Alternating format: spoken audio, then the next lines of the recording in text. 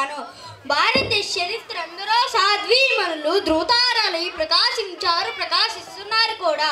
సతి పొందుగారి వచ్చిన వారితో సమరోత్సాహాన్ని రగిల్చి పలునాటి వీరుల పచ్చినెత్తులు నాకు లేరై పారిన వెనుగంజ వేయవద్దని ప్రబోధించి రక్త తిలకము దిద్ది రణరంగమును కంపిన వీరమాతలు వీర పద్మలు జన్మించిన గడ్డపై నాగమ్మ వంటి విషకీటకములు జీవింపరాదు.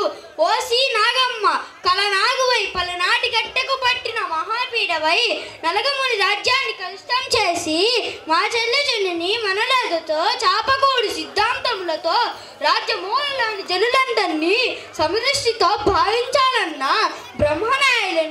బ్రహ్మనాయులకు విరుద్ధ వాదములు లేవదీసి పలనాటి శేఖలుగా చేసిన రాక్షసి అంతటితో ఆగక కోడి పందెముల మిషతో మీసములు ధృవ్వించి రోషం లెక్కించి మోసముతో అర్ధ రాజ్యాన్ని కూడా అపహరించి అడవులు పాలు చేశావే, అంతటితో నీ కడుపు మంట చల్లారినదా? నీ కడుపు మంట చల్లారినదా? నరనరాల ప్రభుభక్తి దేశభక్తి నిండిన ఈ బ్రహ్మనాని తనయుని ఆక్రోశం ఆగుతుందా? నీ నాలుకను 1000 చిలుకలు చేసేదాకా నేను విశ్రమించను, ఎత్తిన గర్వాలని దించను.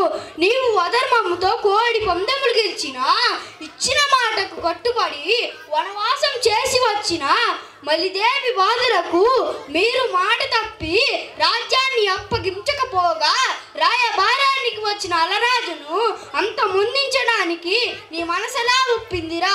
చి కఠినాత్ముడా! రే నరసింహ, ఆడి చెల్లెలి పేరందేవికి నేనిచ్చిన వాగ్దానం సమయం ఆసన్నమైంది. ఇంకా హరిహరాదులు ఆఖరికి ఆ బ్రహ్మనే అడ్డొచ్చినా నేను ఆగను. తక్షణమే నీ తల నరికి నా చెల్లెలి పేరందేవికి కానుకగా ఇస్తా, కాచుకో. జై చెన్నకేశవ, జై చెన్నకేశవ.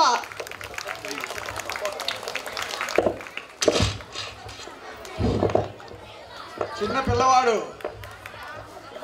బొంగరాలు ఆట ఆడుతుంటే బ్రహ్మనాయుడు వర్సెస్ నలగామరాజుకి మధ్య ఘోరంగా యుద్ధం జరుగుతుంటే ఆ బొంగరకి వెళ్ళి ఒక తల్లికి తగులుతుంది. ఏరా బాబు సిగ్గుందా? మీ నాన్న ఆడ కష్టపడి యుద్ధం చేస్తుంటే నువ్వు ఇక్కడ ఎలా ఉండగలిగావని చెప్పి ఒక మాట అంటే